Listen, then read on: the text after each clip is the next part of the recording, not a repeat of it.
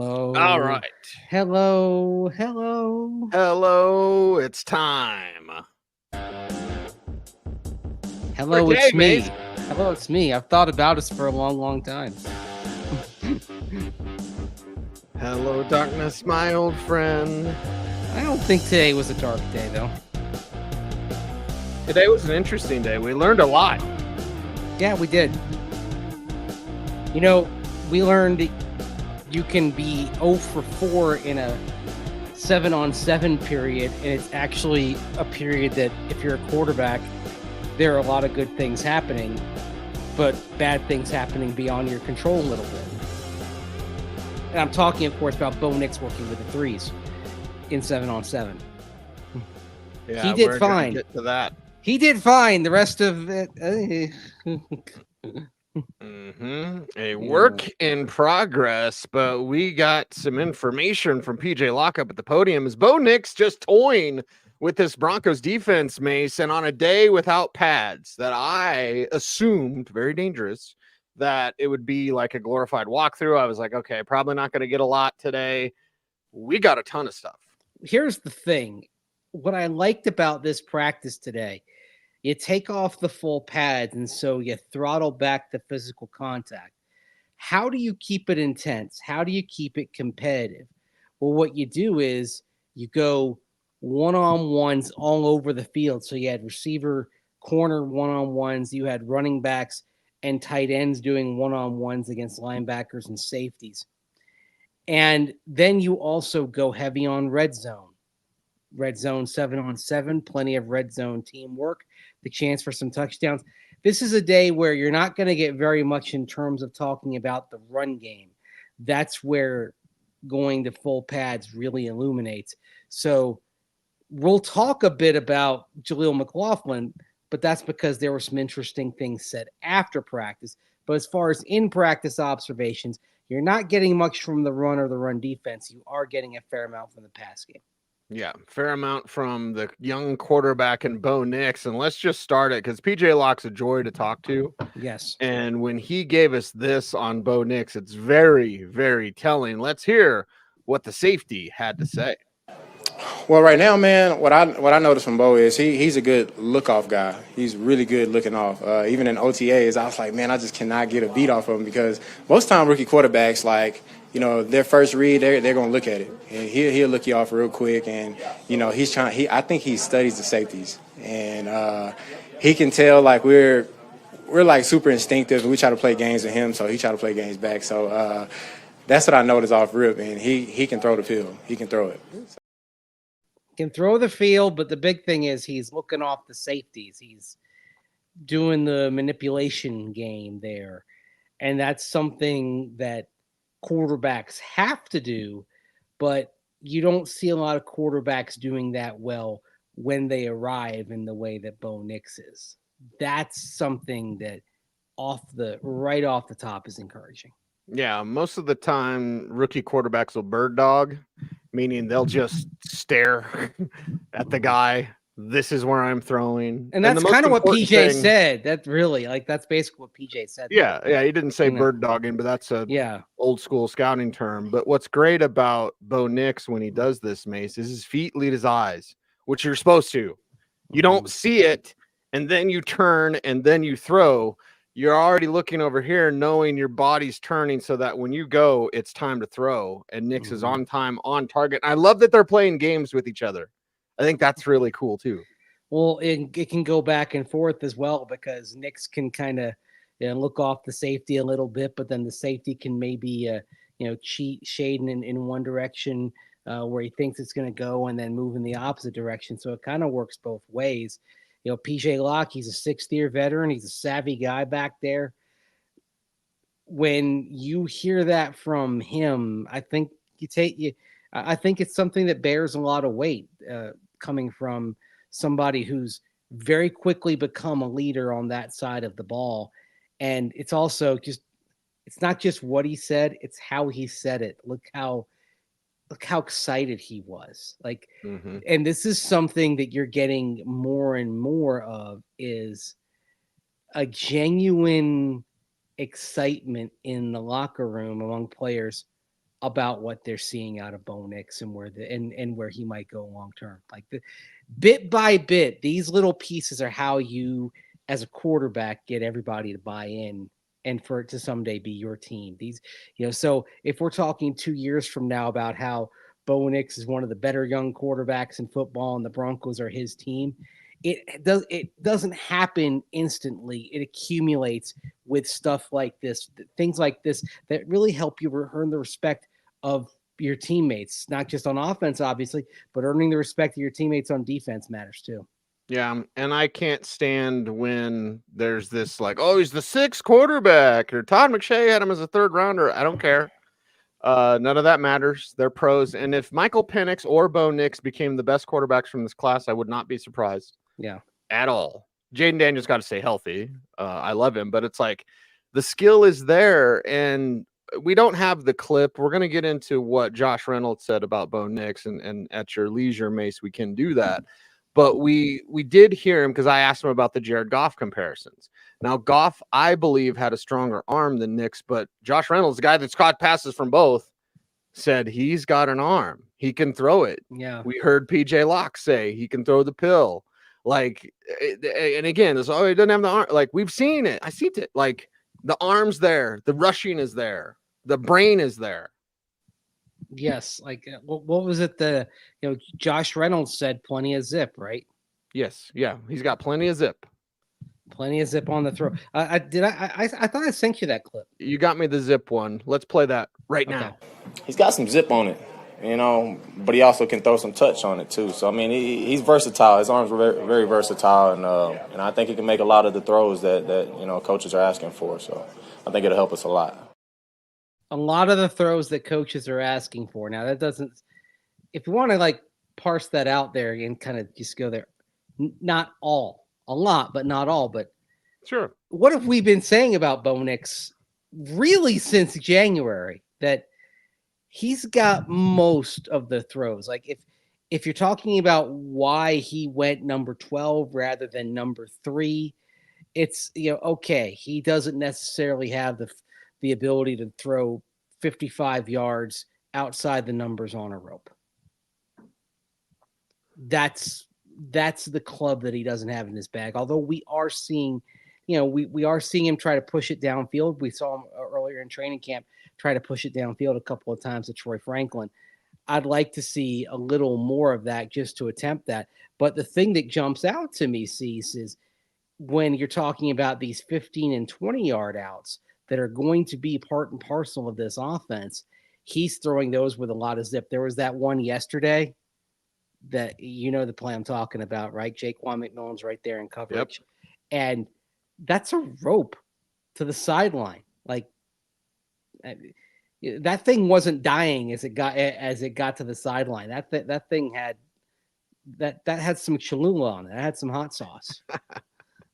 I prefer Tapatio, but either way, what I loved about that throw, Mace, that you're talking about, it was one of those he got it in. Right? Because there's sometimes those windows are like, what are you doing? Oh my God, he got it in. Like, that was cool. Yeah, and it's funny you mentioned the windows because Josh Reynolds did talk about how when you're big, it's the advantage that you have is you don't need the huge window because you can win matchups with your size. Mm-hmm. So this is something for Bo Nix that he's adjusting to the receivers that he has. In college, of course, you're going to have huge windows. In the NFL, you're not going to have them. You're going to you have to thread a lot more needles. And one of the things that I think Bo Nix is figuring out as he goes along is what type of window does Courtland Sutton need? What type of window does Tim Patrick need? What type of window does Josh Reynolds need? What we see with Josh Reynolds, for example, is he doesn't need a huge window. I like it. And then for Bo Nix, kind of it's getting to the next level of saying, okay, a window, like the acceptable window is this in college football. The acceptable window is this in the NFL. Mm-hmm. It's something everybody learns, I think, but we're seeing Bo Nix learn and get better at that day by day. Yep, getting faster. There was one in the red zone today, and it was a little Jordan Humphrey. Okay, yes. Granted, it wasn't Sutton or it wasn't Reynolds. With Sutton, I've always said, hey, there's that thing called the sky. Yeah. That's always open with Sutton. I can say the same thing about Reynolds, but I was disappointed because Bo in red zone, he ended up throwing it away. But little Jordan Humphrey, there was a window that was opening, an actual gap in the field, and little Jordan came back, and it's like, it's not at the back of the end zone. Maybe that would be a better throw because if it's just incomplete or it's a touchdown. But little Jordan came back to the front of the end zone, and I was like, man, if you would have just thrown it up, let the big man go get it. I would like to have seen that different. Was that the 7-on-7 rep? Yes.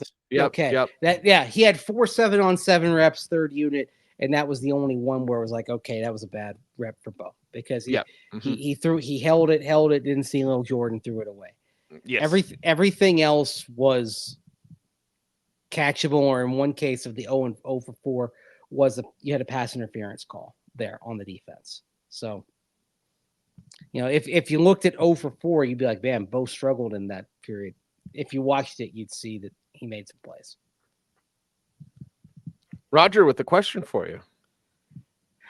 Who would you start week 1 at Seattle? Okay. You want what I would do? Or do you want what I think we'll do? Like, here's the thing. I think they're both the same if I were to guess what you're going to say.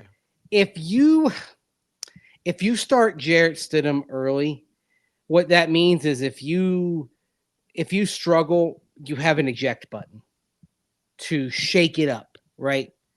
So you start Stidham and things don't go all that great. Maybe the team needs a little spark, and that's easy. You just put in the rookie quarterback and then you ride him from there.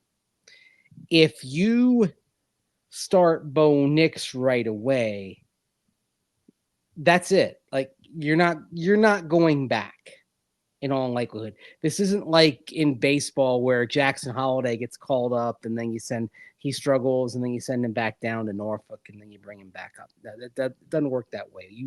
You put Bo Nix in, you're riding with this. This isn't John Elway 1983. This is 2024. It's different. But there's also the philosophy that says, you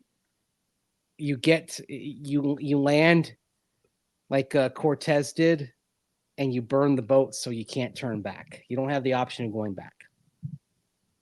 And if you start Bo Nix week 1, that's your burn the boats moment. Like, it's we can only go one direction here. We're going forward into the unknown. We don't have the option of turning back and going home. This is home now. And there's some, man, that's tempting, especially when you're starting to see better and better throws from Bo Nix. Like, you're starting to see the growth out there. I'd be okay starting Bo Nix week 1. Some would say that decision to burn the boat, Mace, would take a lot of chutzpah. I'll just sum it up real quick. It's pretty ballsy. But Sean Payton's pretty ballsy, and I don't mind that at all. Yeah. What gives you the best chance to win that game? That matters too. Well, yes. Actually, the funny thing is the best chance to win that game is going to be lining up and pounding it, right? Get the run game going, get momentum going, get the play fake going off of that. If the Broncos want to go to Seattle and win, I'd like to see, Javonte Williams, Khalil McLaughlin, and whoever is the other running back in there. We're going to get into that because there were some interesting things said today. There's some interesting things not said today. Yes. Let's just jump right to it, brother. Because, let's go. I want them to get about though. I want the running backs to combine for at least 130 yards on the ground that day. Yeah, I think that's kind of your low line. If it can be a little higher than that, that'd be great. 25. 25 carries for 130 yards is a little over 5 yards a carry, my friend. It's a nice clip. Yeah, that's why I'm just kind of keeping it realistic here. How many offensive plays? Because I always look I want 30 rushing attempts. And if you want to just kind of fudge the numbers and say a couple of those screen passes to running backs or like long handoffs, I'm fine with that. But I want 25 to 30 rushing attempts after the, let's assume, 65 70 offensive snaps. How about we say 30 to 35 running back touches? Good way of putting it. Okay. I like that. And that includes the screen game. Mm-hmm. Yeah. And I said running back touches because I'm saying 25 runs for the running backs. I'm not putting in quarterback scrambles there. Different category entirely. I'll say this. I haven't seen any design runs for Jarrett Stidham. You asked what gives you the best chance to win, brother. It's a full playbook. Yeah. And a full playbook includes 11-on-11 football that you get with Bo Nix that you do not get with Jarrett Stidham. Now, what's interesting is Sean Payton has said all three quarterbacks have mobility and the ability to run. Okay. We know Zach Wilson has that. That's probably the most reliable club in his bag. It's like the 7-iron for Roy Tin Cup McAvoy. I'm glad you get that, by the way. That's a great movie. It is. It is. I was watching it about a week ago. It's phenomenal. There's a lot of good life lessons in there, I guess you could say. Mm-hmm. Just some good quotes, at least. So, Zach Wilson can do it. We haven't seen it manifest with Jarrett Stidham. He's been sticking in the pocket. Now, maybe some of that is year 2 in the scheme. Maybe some of that is, all right, I've got these 2 other guys who have got some wheels in this room. Maybe I've got to, push the issue and really hone in on working in the pocket. Maybe there's a little bit of that too. Yeah. Jarrett Stidham to begin the season would be the safe choice. Brother, Sean Payton didn't come back here to be safe. I just take it easy. And oh my God. I mean, not only that, Russell Wilson, there were a lot of mistakes from him last year. But boy, there are a lot of people who would look at just the data on Russell Wilson and say, there's no way you should get rid of him, right? Our friend Aaron Schatz said that back Super Bowl week that he wouldn't have gotten rid of Russell Wilson. Wilson himself, we won't tell you how, but Wilson was relaying through back channels to people that we know, Mace, of like, I had a good year. Look at the numbers. I had a good year. Some number, basically what it was top line numbers. Yes. Not advanced data. Advanced data. No. Yes. Like if you went straight up by passer rating, 98.0, you know what? That fits snugly in with a lot of the passer rating numbers he's had. Sure. Okay, but then you start doing QBR, you start doing EPA per play. Yep. And instead of being in the top 10 to 12, he is average to below average. And then also it's projecting out, what does he look like in a year or two? Does he look better? Does he look worse? Does he look worse because he's aging? And as we saw last year, even though he lost weight and was in better shape, those wheels betrayed him from time to time. Remember the Jets game when he was going for the sticks and he couldn't quite make it? He would have made it the rest of his career. He didn't make it last year. So yeah, it's an interesting debate on that with the numbers and all that. But a quarterback with a 98.0 rating at $1 million. If you're the Pittsburgh Steelers, you just started Mason Rudolph in the playoffs for crying out loud. Right. Yeah. You'll take that. Yeah. You'll take that. We have one quarterback update from Sean Payton today. Yes. And we'll play that before we get to the running backs, which is super interesting. So here's Sean giving us a quarterback update, just in case we were wondering. Yeah. Look, it's not etched in stone. We talk about it at the beginning of the week. It's hard to rotate 3 through the first group.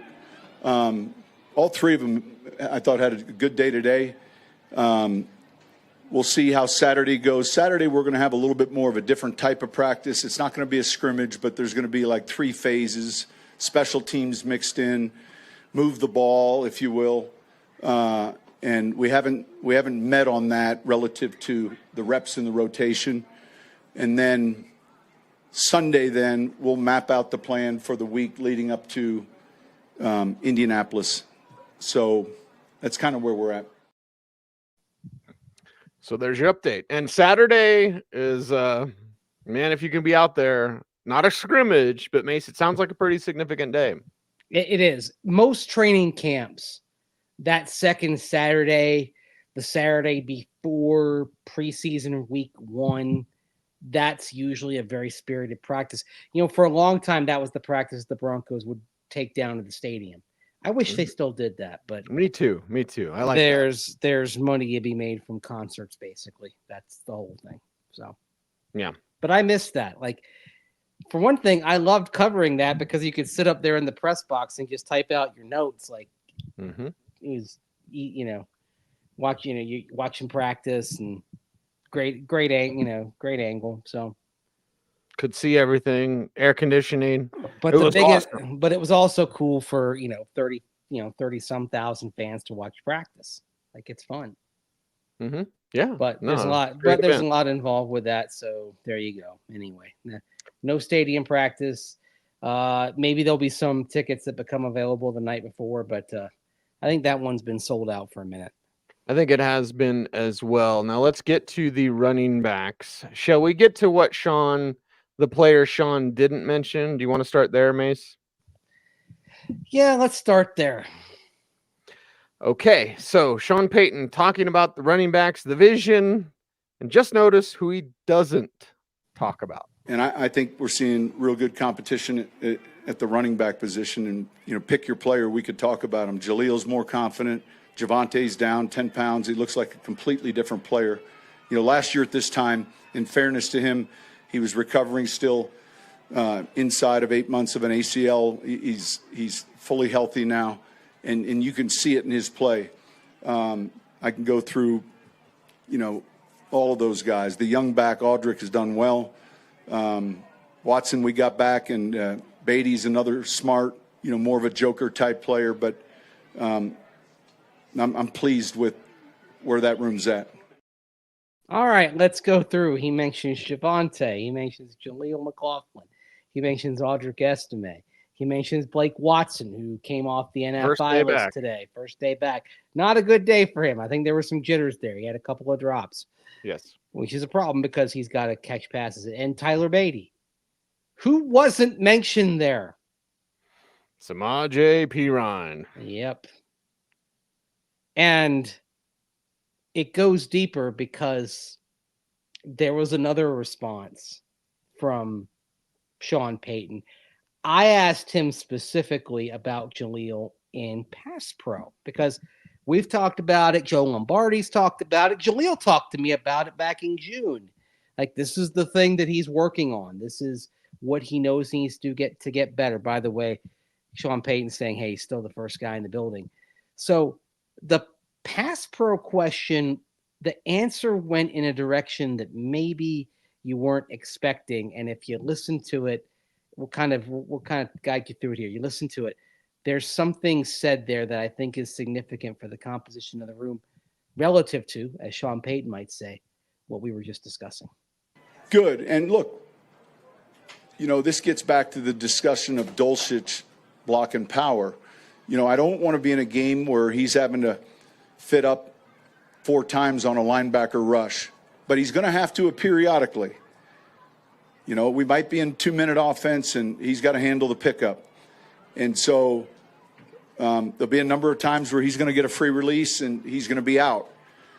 But it can't always be. In other words, we can't have that self-scout where when he's in, he's always out. Because they can then scheme that.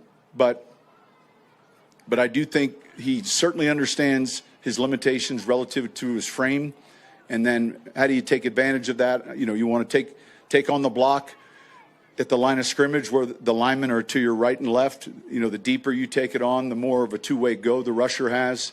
But if you can take it on early, you kind of have a fence working for you. And he's a real smart player. Coming from a small school, he picks things up very quickly. He's talking about Jaleel McLaughlin in the 2-minute offense. Whose role was that last year? Samaje Perine. Yeah. He's basically talking about Jaleel being out there in 2 minutes and having that all-around role, which does sometimes mean you stay home and block. They're not asking him to be great. They're asking him to hold his own. Mm-hmm. And they're asking him to hold his own enough to where it's not a tell when he's out there that he's instantly only going off into space or he's getting the ball on a handoff. It's things that we talked about a lot last year.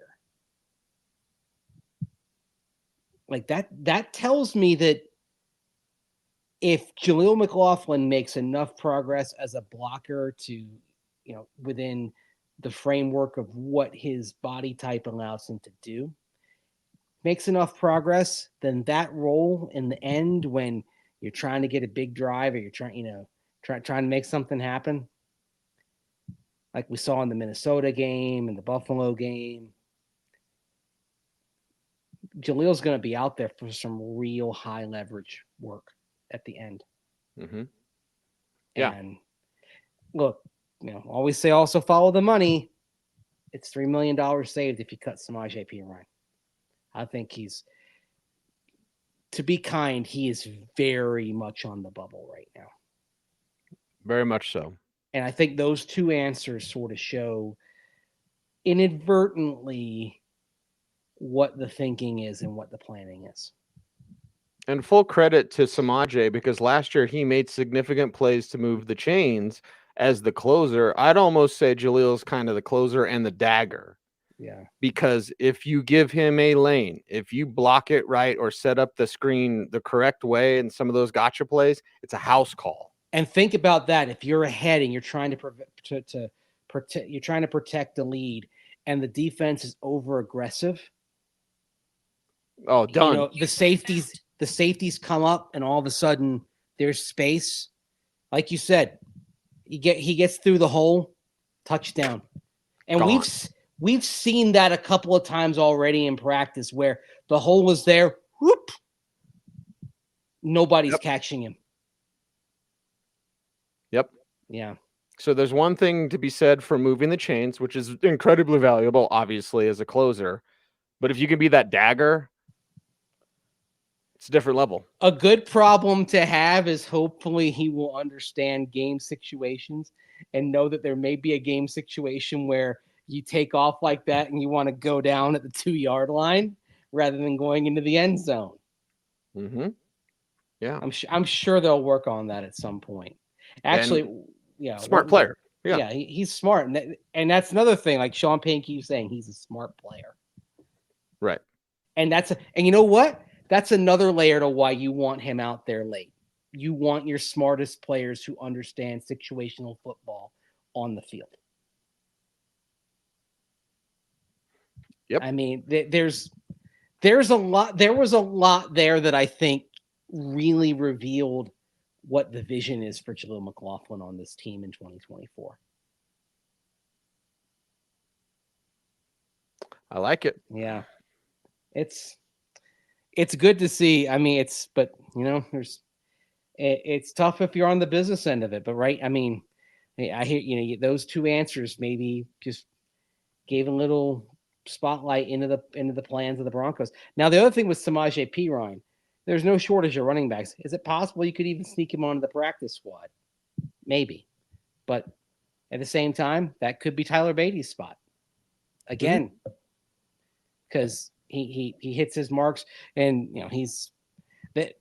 it seemed like they were rotating him up they've rotated him up the ladder a little bit more often the last couple of days too. Mm-hmm. Like they've given him some looks with and against the ones. So tells you what they think of him as well. It's a good room. It's a deep room. It's an exciting room. It's also a room that I think may end up having 4 players on the 53 when all is said and done. It may well come down to a discussion of Blake Watson, Tyler Beatty, which one are we more likely to slip through to the practice squad? The answer on that's probably going to be Beatty. Yeah, I would say Beatty. Yeah. Mm-hmm. Watson was a player that a lot of teams were looking at. The Broncos had to, he's one of their priority undrafted guys, so they had to give him, a bigger amount. We'll see how this bears out in training camp, but there's probably a very specific special teams role for Blake Watson that may also propel him onto the 53 when all is said and done. Oh, by the way, thanks for the compliments on the hair. What is it? You got more than one. Why am I getting all this love for the hair this week? I think it's the flow, man. What is it? Is it the heat? Like what's causing your hair to flow? I'm literally going into the bathroom about 5-10 minutes before the show and kind of, juicing it up a little bit. Like by the way, just to clue everyone in on my process, I'm an advocate of very quick naps, the power nap.